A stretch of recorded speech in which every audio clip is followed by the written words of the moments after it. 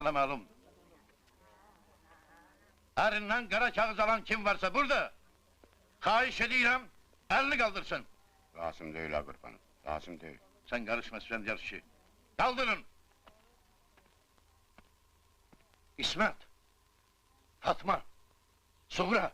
Kaldırın ellerinizi! İndi bakın öz özünüze! Görün ne kadardı kara kağıt alan! Ülkemizde binler randı, milyonlar randı sizin kimileri! Ancak hiç kes ümidini yitirmir. İnanır ki, eri yağı düşmeni mahvedip kaydacak evine, öz ailesinin içine. Ben sizin deyanetinizle fəxr edirəm benim bacılarım. Siz erlerinizi əvəz edirsiniz burada. Günüz çölde çalışırsınız, gece evde. Bütün ülke fəxr edir sizin gayretinizle. Kızıl asker cephede arkain olmalıdır ki, evde her şey öz qaydasındadır, yoksa döyüşebilmez. Biz arka cephenin askerleri, Kızıl Asker ailesini, Kızıl Asker namusunu göz bebeğimiz gibi korumalıyız. Cebrail, bağışlanmaz cinayet edip, beraat yok sana.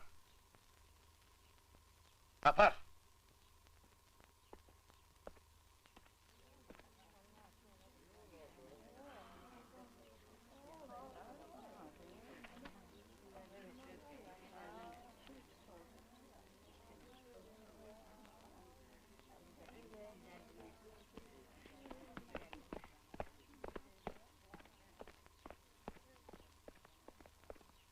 Tələsmə qurban, səbr elə.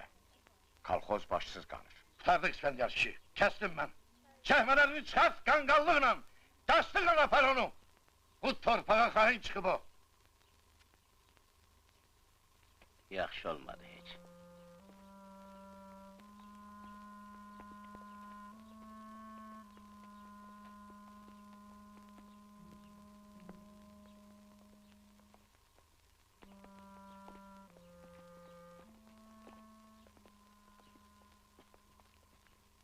Ha sakal, şimdi gördün nece iblisler peyda olur adamların içinden? Görmədim. Görmedim.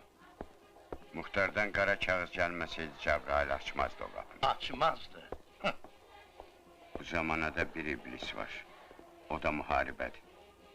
Cəbrailə haqq vermirəm. Əskər ailəsini dağıdıb, böyük qələt edib. Səndən də razı deyiləm.